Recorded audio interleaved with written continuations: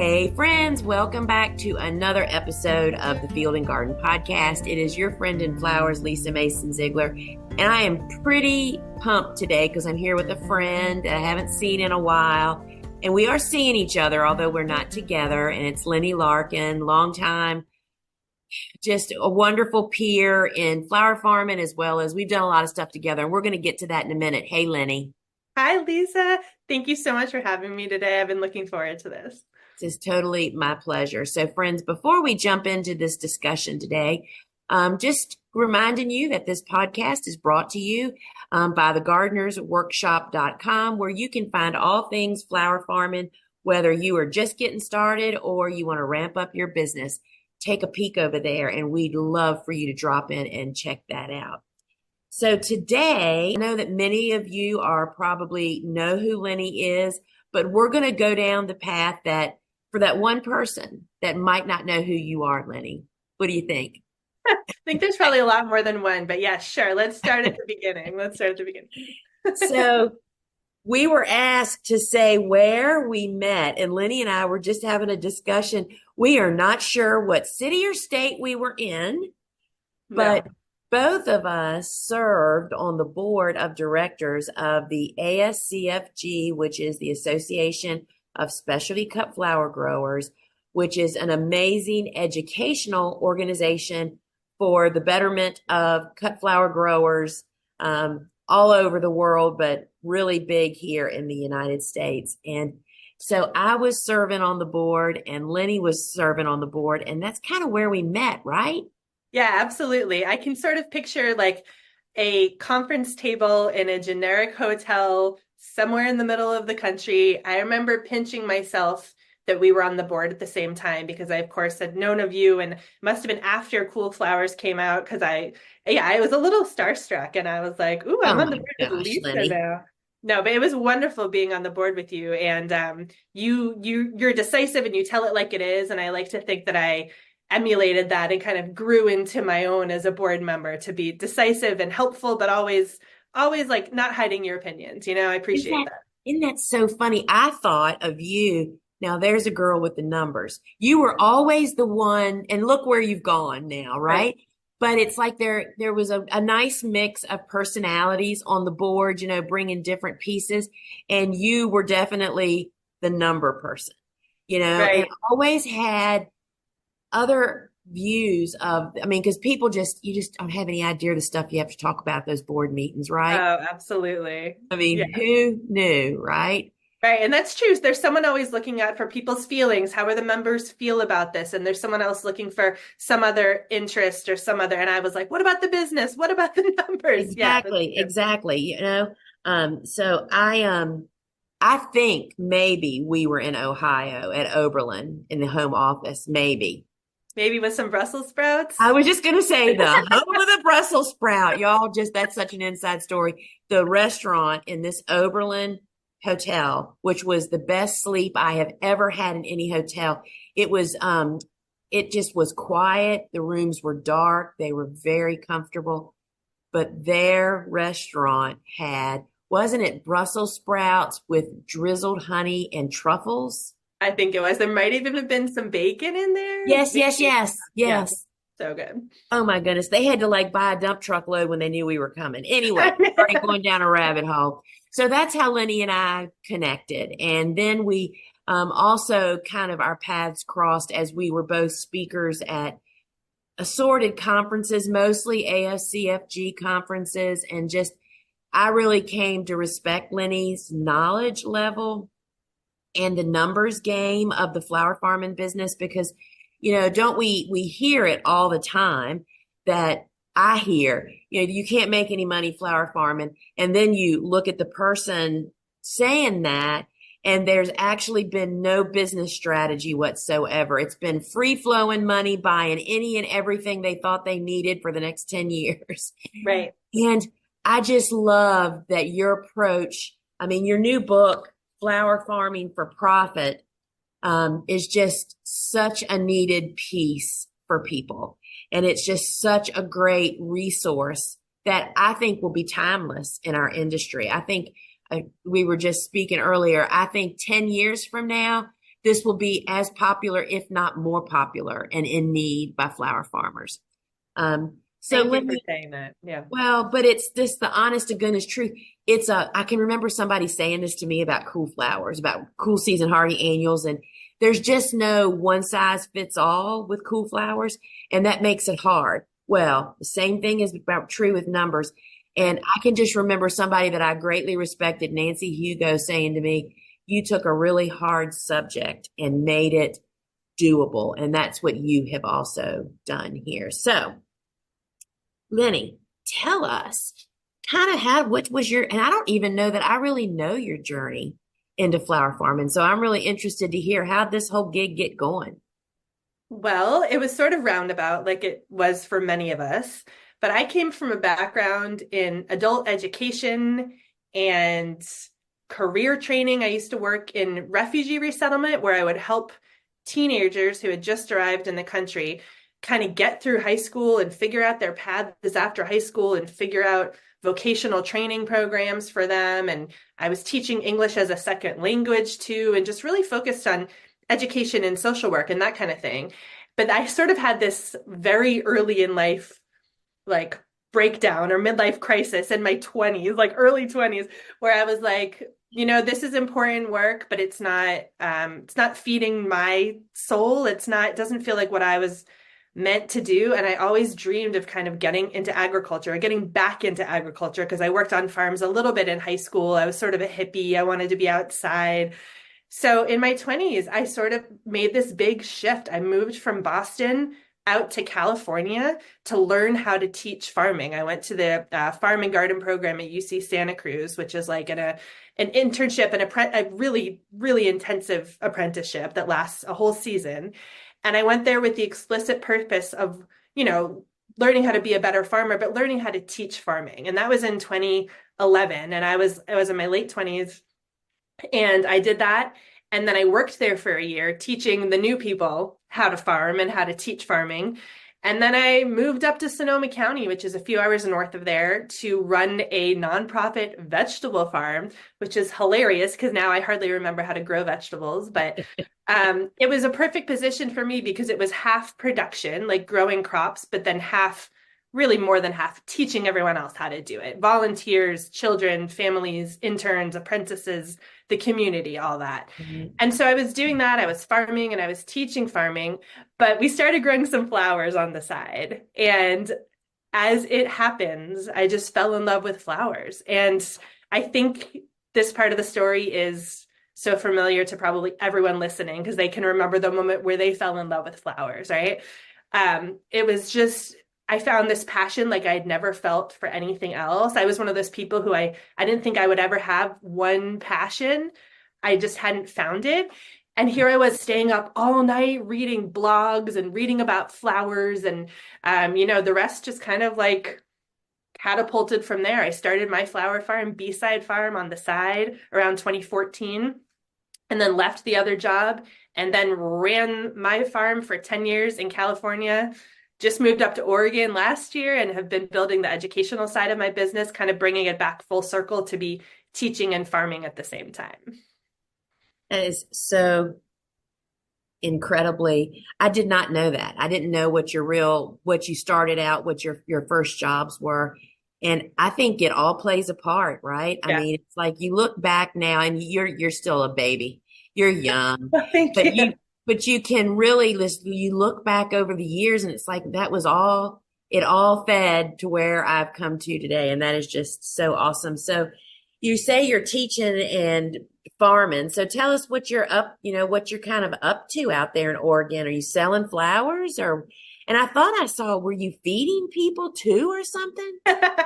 Yeah, my partner Matt was feeding the people. I was just handing them the food, really. But yeah, we moved up to Oregon. The timing all worked out sort of really well and sort of really horribly at the same time. It took me about 2 years to write my book, as you know, and thank you for your help along the way, by the way, your encouragement.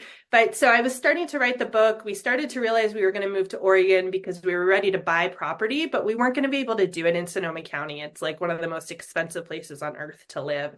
So we decided to come up to Oregon, be closer to family. And in the meantime, I started to take the educational stuff I was doing more seriously. I had always been teaching alongside building my farm. I taught at the junior college and the horticulture department. I taught workshops, but I started leaning into teaching more specifically business courses for flower farmers. And then I built an online course around that. I started just focusing all of my education stuff towards the business skills that I had built, that I became super interested in, and that I found, like you said, to be the missing piece in our industry. So I've been doing that, and my own farm, B-side farm, has sort of taken a back seat because I've been so busy doing all that other stuff. So we're slowly building up the farm. We had some farm dinners last year because my boyfriend Matt is an amazing chef. And so yeah, it's interesting. I'm taking all the advice that I give to new farmers that I coach or teach or whatever. I'm taking all my own advice of how to start marketing a new farm, how to plan my crops depending on what the market needs, all these things. But it's just really interesting being such an experienced farmer and starting totally fresh on a fresh piece of land in a brand new marketplace where no one knows me. It's a lot. But it puts me back in the shoes of my students, which I think is pretty helpful. But I don't have much growing out there yet. Let me tell you that. We're planting about 1,000 dahlias for the summer, but we didn't really have any spring crops this year. So this was the first year I haven't done Mother's Day in like 12 years or something, which is crazy. Yeah, that's you missed it, right? I mean, Yeah. I see so many people like still panting on Monday Yes. after following because Lenny, I want us to introduce what you've done with the Gardener's Workshop and why Yes. we're here talking about it. And so Lenny has done a course for us called Profitable Flower Farming. She has created a real inside help and guide into the numbers part of the business.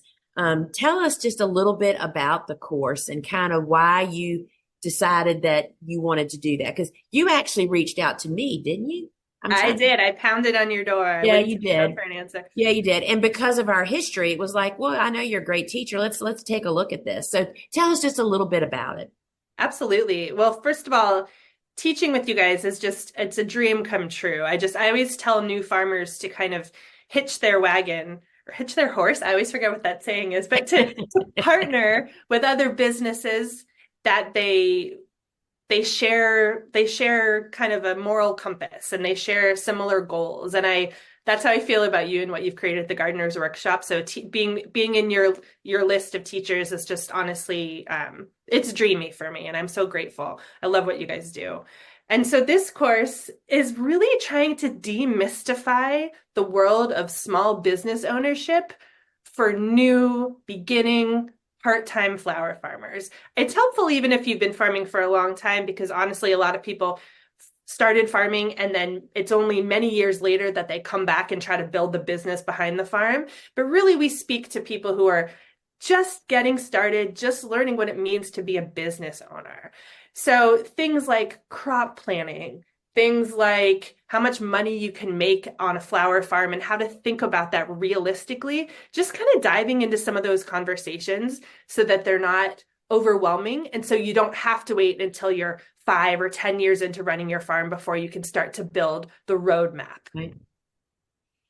That is pretty awesome. So you have so much firsthand experience with new flower farmers, as well as, when you were just describing the course, I'd be willing to say that there are so many flower farmers that maybe have been doing it for a decade or more that, as you said, kind of the way you put it, haven't built the back end of their business.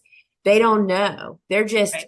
slinging posies, paying the bills. And I could say that I was guilty of that first off, there was no resource, right? Right. There was no real, unless you went and seeked out the local community college, but the business classes so don't apply to farming. It's so different. So I can see that course being applicable to such a vast group of people. It's like, Absolutely. all right, what am I missing here? How Right. can I hit the reset button? All right. So because of your contact with so many new farmers and wannabe farmers and those, I mean, I would say even under 10 years, 5 to 10 years and under, what do you really see as the challenges that that they're facing, and how would that course kind of help guide them maybe? Great question. I mean, we face so many challenges. It's funny. I think we come to this industry or to flower farming because we love flowers. We love being outside. We want to work for ourselves. I mean, those are the typical reasons that most people get into this. And it's usually not because you want to do bookkeeping or because you want to create a strategic marketing plan or because you want to look, calculate your cost of production. Like all this stuff that can really help you build and grow your business and is in fact pretty essential to building a long-term sustainable business. And that's why we talk about profit. It's not about getting rich necessarily. It's about supporting your business so that you keep doing it forever. So we face so many challenges, but I would say one of them is just there are too many things to learn when you're just starting your farm or just refining your farm, or like you said, pressing that refresh button. You're learning how to grow your crops. You're learning how to manage soil long term. You're learning how to weed efficiently and not let it take every spare minute of your time, which it will. But then there's all this other business stuff that you need to put in place. And it's hard to find the time, and it becomes this overwhelming thing that you put off. Like, I can't tell you how many times I hear, oh, well, I need to get my business stuff in order, my business stuff. And I think people don't even know what they mean because it's daunting. And so they keep growing the flowers, weeding the weeds, selling the flowers, growing the flowers, selling the flowers, growing the flowers, selling the flowers. And meanwhile, they've never taken a step back to really, examine what crops they're growing and what the demand is, all these things. It's so funny that, I'm always, well, I've made my new crusade, is to really, I feel like that the noise in the internet is burning farms down before they even get started. Right. People are running around, gathering up like little squirrels, all these nuts from all these different sources of which they have no idea if the sources are in fact, reputable or know what they're Right. talking about. There's so much shallow information available out there. To really, it's like Dave and I have been doing some talks, and it's like we're taking off the filter. It's like we're done. Back when we started in the dinosaur times, there weren't very many resources, and we're realizing now what a gift that was. And we were hungry to make money. Dave and I both were, for different reasons, right? Dave was the sole the sole provider. Yeah. And, I'm just driven that way. It's like, heck no, I'm not doing it unless I'm making some money. I got to make more than I'm spending, right? And we were really driven. Today, there is so much information. And Dave said, he just said yesterday, and it's so true. You go into YouTube to look for maybe how to read a balance sheet. You go in, and 6 hours later, you come out and realize you never made dinner for your kids. You get lost in the overwhelm. We're just feeding the frenzy and the overwhelm and the failure. And then what do? I can't be a flower farmer. It's just not possible. Right. People can't make money for that. I mean, I know. I felt all those things before. And I just feel like, the message now is courses like what you've created. The little baby step of, okay, here it is. How do you eat an elephant? One bite at a time. And here's some bites. And if you want to go deeper, there is more information. You can go deeper. But this will really I just think it's going to be an extraordinary opportunity. Especially, I want to say, and what I was going to say was people have to make time. And what I'm saying now is that's you being the adult in your business. Yes. If you can't set aside a few hours each week to work on your business instead of in your business, doing what you were saying, growing the flowers, selling the flowers, weeding the flowers, you have to take a moment to step back, because one day you're going to step back and it's going to be so bad, you're just going to quit. It's right? so true. And so many people do quit. I've seen so many, you've been farming a lot longer than me. Even in my time farming, I've seen so many farms come and go. So many Yeah. farms that I thought were going to be my big competition or whatever. And, we all, I think you and I have the same approach to this too, which is that competition is good for us actually. Yeah. But just, farms that I thought would be around forever just aren't because it's hard, it's difficult, and I love what you said about being the adult in your business. And, Yeah. I've been telling people, even if they're just getting started, if they can start setting aside, like you said, a few hours, maybe half an hour a week, just to think about marketing, just to think about how can I get more eyeballs on my business every week, even if you hardly have any crops in the ground yet, just things like that you work on incrementally. You'll see so many gains over time if you start making that kind of a habit and making it a practice. And the other thing that I'm freely sharing is let's just talk about if you just stop scrolling for a certain amount of time each. I'm serious, Yeah, you totally. know? And so for me, it's like in our big school courses, we're saying to people, if you commit 90 days to take 4 hours a week, broken up however you can do it, and consume the course and then actually apply some of it, it will change your life because you'll still be in business in the years to Right, come. Um, right. so, and I feel like that about your course too. So where do you see the future of this domestic cut flower farming? What do you hope that your course contributes to that future? Yeah. So a couple of things. I would say that, the more farms that are on top of these business concepts from the start, the more likely their farms are to last and to stick around. And some of them will grow, and some of them will grow into many acres and start to kind of beat back the percentage of flowers that are purchased domestically versus imported, because, we're always up against those imports. But a lot of other farms will stay small. And I think there's a lot of farms out there these days that are staying really small, quarter acre, half acre, and doing really well and making good money. And most of them are focused on selling retail. And we'll focus on that in my course because we talk about the different crop markups and how if you're that small, you're really only going to make enough money to support yourself and your farm if you're selling at that highest price point, which is retail. So doing these kind of hybrid models of selling retail, maybe a little bit wholesale, and therefore maybe you're competing against imports, but you're also just creating new flower lovers. You're expanding the pie of the people out there that are buying flowers. Some of them used to buy them at the supermarket and they were probably from Colombia, but then they'll learn about your farm and buy from you. Some of them didn't think about flowers at all, and then they'll find you and want to support a local business. And so I think just by creating stronger flower farms at any size, we're both expanding the market and then also expanding the percentage of local flowers that are bought and sold. And I really agree with what you just said. I believe now, and we both have many mutual friends that have Yeah. big farms that support their family.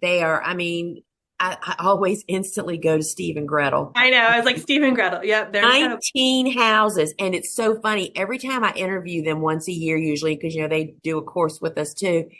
It's like, Gretel, I'll say, so how many houses do you have now? And Gretel will say 18. Steve said, well, actually, it's 19. It's just too cute. And it's Yeah. just, but they are the exception instead of the rule that I Yeah. see in flower farming. Yeah. I see the majority of the people that come to us for guidance and help and courses are those people that are bringing on board perhaps the second income, Yeah. whether it's a stay-at-home mom or it's somebody like me that just wanted to stay home with their golden retrievers and loved gardening and wanted to make it work out profitably so I could feather our family's nest, Right. you know? And I think that a tool like what you've created with this course really, it's like a seatbelt or an insurance policy. You don't have to have it every single day, but when you need it, you really, really need it. So, I mean, kudos to you, Thank Lenny. you. I just think that you made it, like Nancy said to me about cool flowers, you made me want to read a book about a hard subject, and that's what you've done with this course. Um, So let's just review the course details. So it's called Profitable Flower Farming with Lennie Larkin, and it's 4 class modules with 5 to 7 sessions in each module. All the material is released upon purchase. That means that you can learn at your own pace. You buy it, bam, it's in your online library.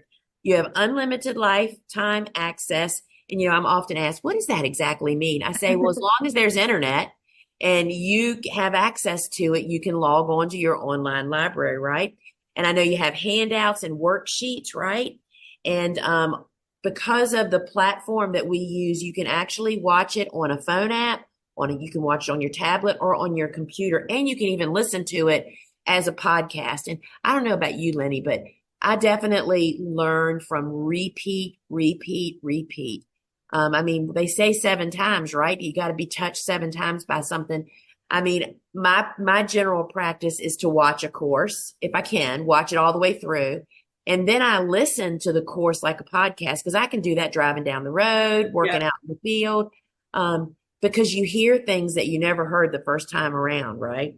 Absolutely. I do the same thing. And I've taken some of your courses. I'm thinking back to Jonathan and Megan's course, which I took because I was looking to scale my farm back down and, just looking for really smart ways of doing that. And I remember weeding ranunculus one day, listening to their podcast or listening to the course in my pocket, and then pulling it out. I think when he was talking about folding tarps or something. Oh my gosh. And I took a screenshot to remind myself to go back and make sure to watch it on video. And I later had all these screenshots and I'm like, what was I trying to tell myself with these? Yeah. Isn't that too funny?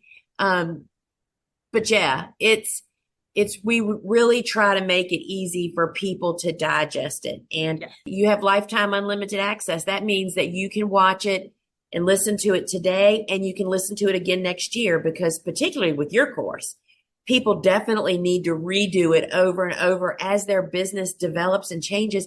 But I find that to be true with all of our courses, because again, what you listen to today, you hear what you're working with today. Next month, you're facing a new challenge, and it's like, maybe didn't I hear something in there about that? But it totally went past you. So I'm really proud for you to be in our lineup of instructors. And I think this is a really missing piece of the industry. And I think your book would be a great companion to this as well.